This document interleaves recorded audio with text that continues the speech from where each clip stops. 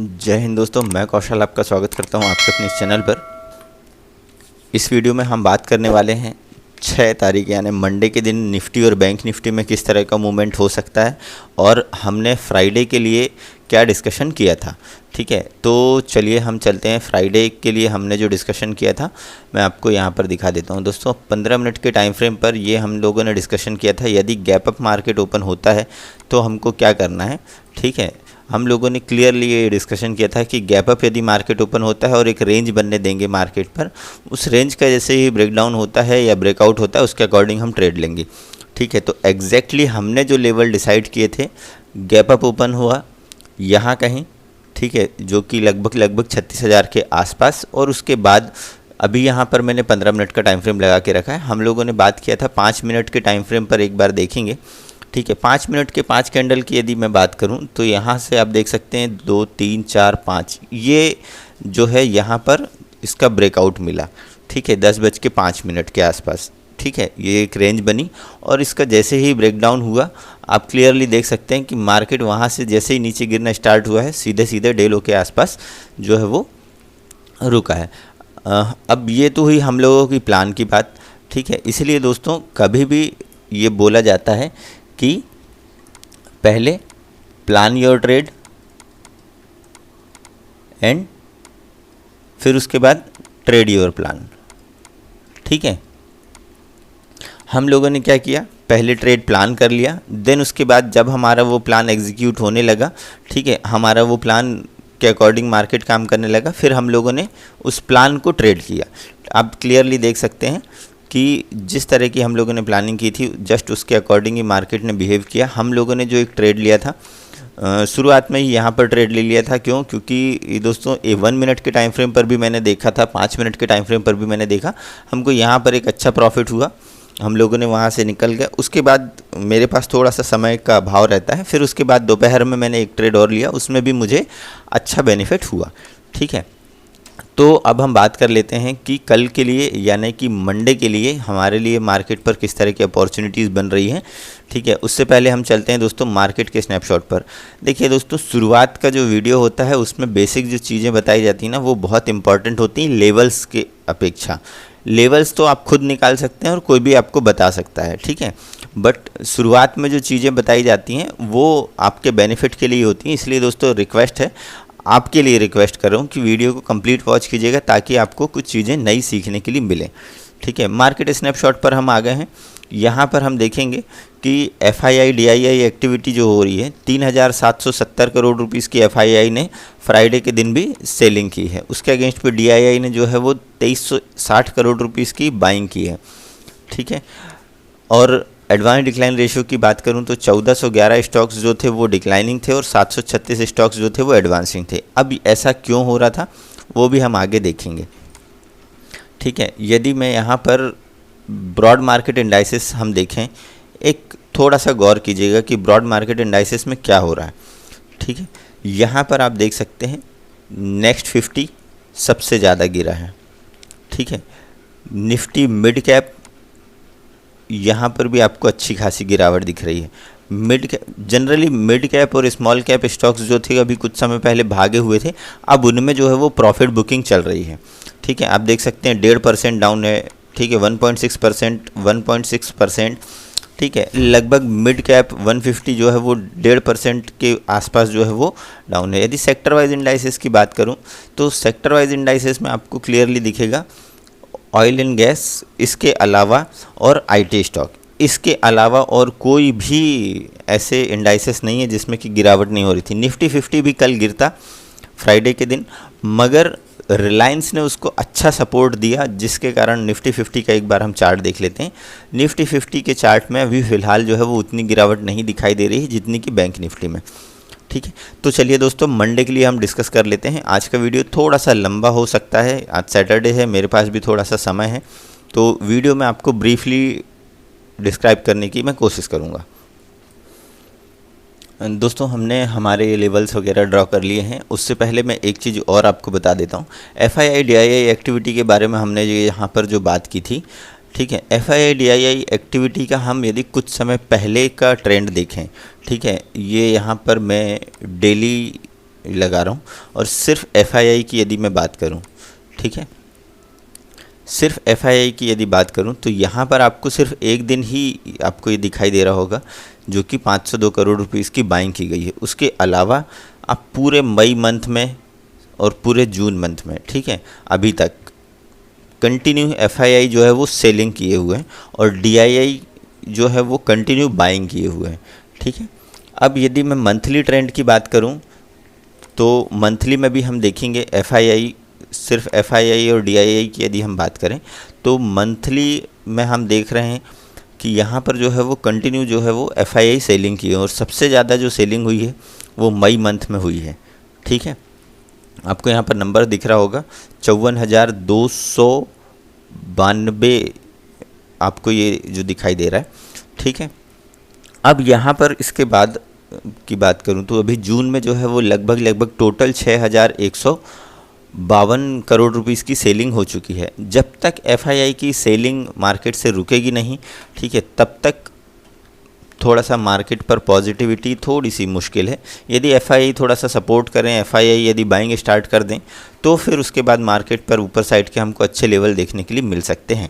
अब बात करते हैं कि मंडे के दिन क्या हो सकता है। देखिए, कुछ इंपॉर्टेंट चीज़ें हैं जो कि इस वीक में होने वाली हैं, ठीक है। US से एक न्यूज़ है कि वहाँ पर अनएम्प्लॉयमेंट का जो डेटा है वो आने वाला है, ठीक है, या और ऐसी उम्मीद है कि जो डेटा है वो एक्सपेक्टेशन से थोड़ा सा ज़्यादा आएगा।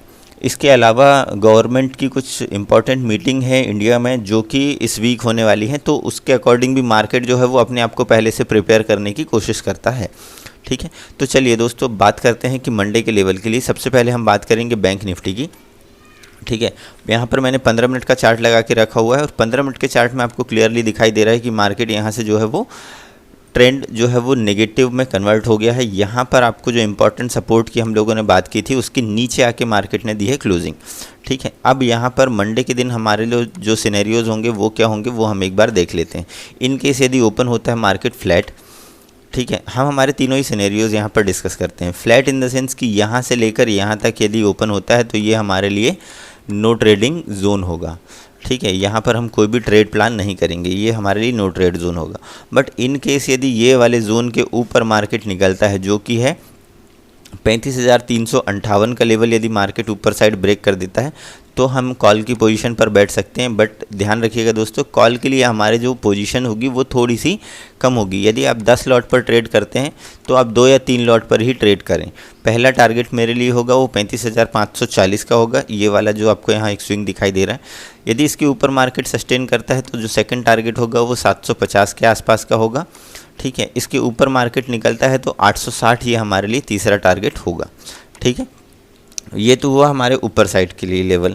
यदि मार्केट फ्लैट ओपन होने के बाद इस वाले लेवल को नीचे निकालती है जो कि 34,990 के आसपास का, यदि इस वाले लेवल को मार्केट नीचे साइड ब्रेक करती है तो हम एक पुट की साइड पर पोजीशन पर बैठ सकते हैं। और नीचे साइड के लिए थोड़े से ज़्यादा दिख रहे हैं कि नीचे साइड के लिए लेवल्स अच्छे हो सकते हैं। पहला टारगेट मेरे पास जो है वो 34,800 के आसपास का है। सेकंड टारगेट है 34,700 का।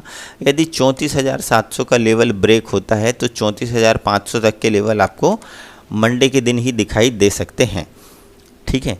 अब ये तो हुई बैंक निफ्टी की फ्लैट ओपनिंग की बात। इन केस यदि बड़ा गैप अप या गैप डाउन ओपन हो जाए, ठीक है, तो उस सिनेरियो में हमको क्या करना है। अब बड़ा गैप डाउन यदि ओपन होता है, लेट सपोज यदि 34,900 के आसपास यदि ओपनिंग हो जाती है, ठीक है, तो थोड़ा सा वेट करना होगा। क्यों? क्योंकि 35,000 का जो लेवल है वो एक इम्पॉर्टेंट साइकोलॉजिकल लेवल है। यदि मार्केट 34,900 के आसपास यदि ओपन होता है और इस तरह की कोई रेंज बनती है, ठीक है, और वो रेंज 35,000 के ऊपर आ जाती है, यानी 35,175 के लेवल को ऊपर साइड ब्रेक कर देती है, तो हम एक कॉल की पोजीशन पर बैठ सकते हैं, बट लिमिटेड क्वांटिटी के साथ। क्योंकि मार्केट काफ़ी नीचे से यदि इधर सफ़र करके आ रही है तो थक जाती है, ठीक है। आप इसको थोड़ा सा समझिए। यदि ज़्यादा दूर से मार्केट ट्रेवल करते हुए आती है तो फिर ऊपर साइड की पोजीशंस बनाना थोड़ा सा रिस्की होता है। कम क्वांटिटी के साथ बना सकते हैं। हम कॉल की पोजीशन पर बैठेंगे बट कम क्वांटिटी के साथ।